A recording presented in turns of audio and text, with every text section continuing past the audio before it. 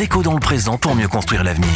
La chronique d'Interentreprise avec Francette Florimond. Bonjour, j'espère que vous allez bien. Vous vous souvenez, nous évoquons depuis lundi les modifications qui sont intervenues depuis le 30 avril dernier sur la végétalisation, la solarisation et la gestion des eaux pluviales sur les parkings de plus de 500 m².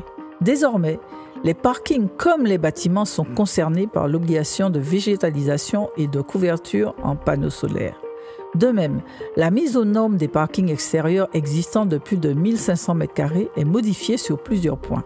Tout d'abord, la loi transfère la responsabilité du respect des obligations du gestionnaire vers le propriétaire des parcs. Pourquoi ?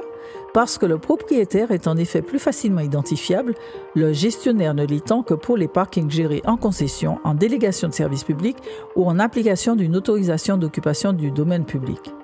Le transfert de responsabilité est le même pour la mise aux normes de bâtiments non résidentiels existants. En outre, la loi exclut désormais systématiquement de la superficie à retenir dans les parkings de plus de 1500 m² les voies et les cheminements de circulation empruntés par les poids lourds de plus de 7,5 tonnes affectés au transport de marchandises.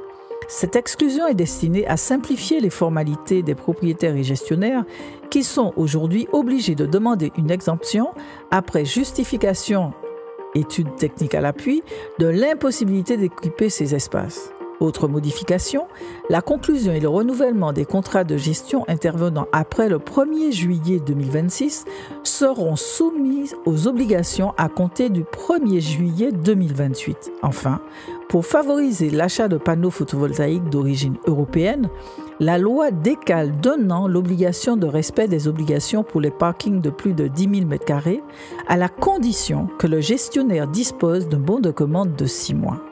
Ces simplifications et harmonisations doivent permettre à la France d'accélérer sa production d'énergie renouvelable ainsi que la gestion des eaux pluviales pour respecter les directives européennes.